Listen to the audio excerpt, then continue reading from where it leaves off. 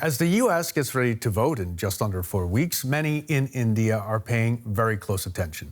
Over the past decade, thousands of Indians have flocked to the U.S., many of them applying their skills in the country's flourishing IT sector. But the pandemic and the Trump administration's clampdown on visas have many in India concerned about the future. DW's Nimisha Jaiswal has been finding out why.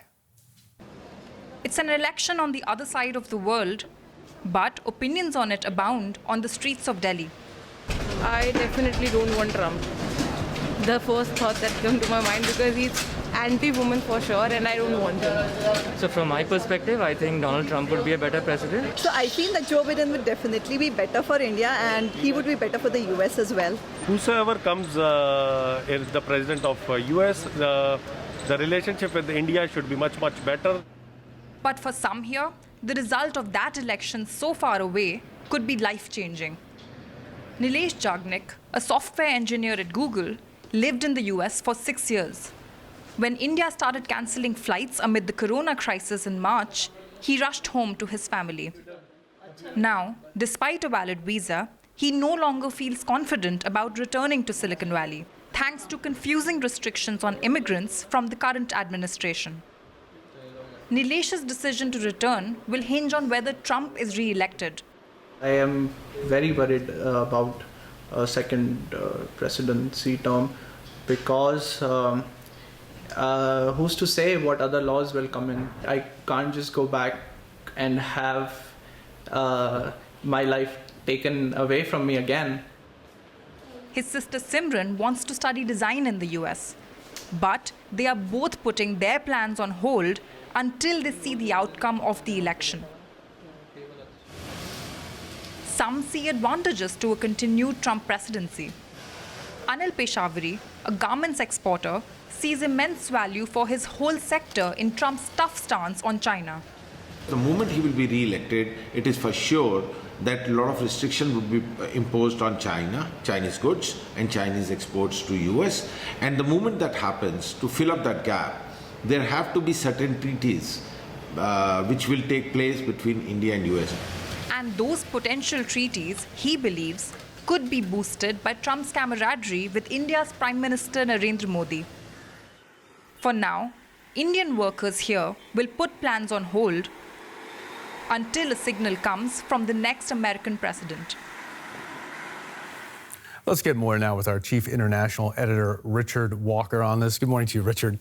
U.S.-Indian relations have been deepening, haven't they, over the last few years, based on that strong personal relationship we heard about in the report as well, between Donald Trump and Narendra Modi. Yeah, that's right. I mean, Donald Trump and Narendra Modi, they're a really interesting pair. Both of them really fall into the category of broadly of populist nationalists, each in their own way. And you really saw this on display earlier in the year. I was in Delhi at the time when Trump came to visit India, and he took part in a huge rally in Modi's home state of Gujarat, really, which is Modi's power base. It was Modi inviting him, this is my home. And, you know, it's a very really personal gesture to come into his home, wasn't absolutely. it? Yeah. And, you know, we see pictures of it taking place there, and that was a real sort of fanfare where you saw, you know, their messages are really quite similar. You know, Trump is kind of anti-immigration, you know, has a very strong support from kind of white working class voters in the United States. Modi is seen as, you know, he's a Hindu nationalist.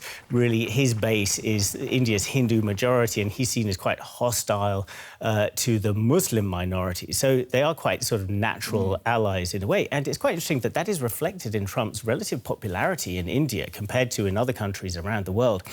The most recent numbers from Pew Research show a 56% approval rating for Donald Trump in India. Now, that's certainly far higher than he would see in any European country. Or at home. He could only wish for numbers like that in the United States running into this election. But it's not just a personal relationship between these two men and all the commonalities they share. There's also some real strategic elements that both countries have in common, aren't there? Absolutely. And there, it's really all about China. Yeah. I mean, of course, this has been the year where we've seen more and more talk about a kind of new Cold War between the United States and China, that China's rise is a fundamental kind of threat to American hegemony, particularly in the Pacific region.